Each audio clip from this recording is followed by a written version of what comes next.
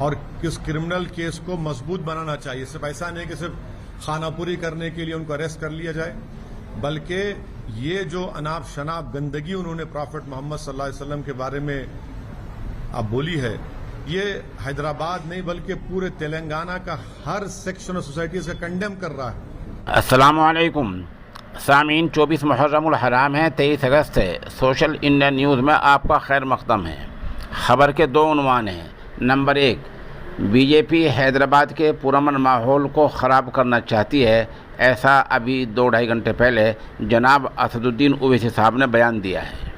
دوسرا عنوان یہ ہے کہ بی جے پی نے اپنے حیدرآباد سے گوش محل کے ممبر اسمبلی ٹی راجا کو جانچ ہونے تک معطل کر دیا ہے.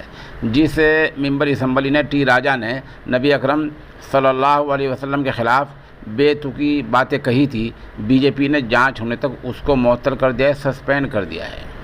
اسد الدین اویسی صاحب نے اپنے بیان میں کہا کہ جو لوگ سر تن سے جدا کے نعرے لگا رہے ہیں، میں ان کے بھی خلاف ہوں، ایسے نعرے نہیں لگانا چاہیے.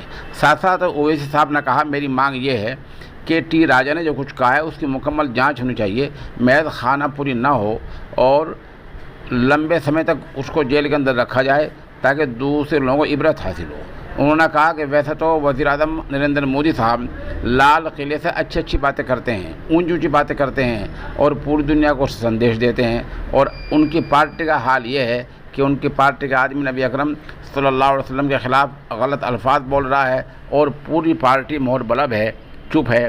بہرحال اویسی صاحب نے یہ تفصیلی بیان دیا ہے. ادھر بی جے پی نے اپنے ممبر اسمبلی کو جانچ ہونے تک معطل کر دیا ہے، اور جیسے کہ ہم نے آپ کو صبح بتلایا تھا کہ بی جے پی کے اس ممبر اسمبلی کو وہاں کی پولیس نے گرفتار کر لیا ہے.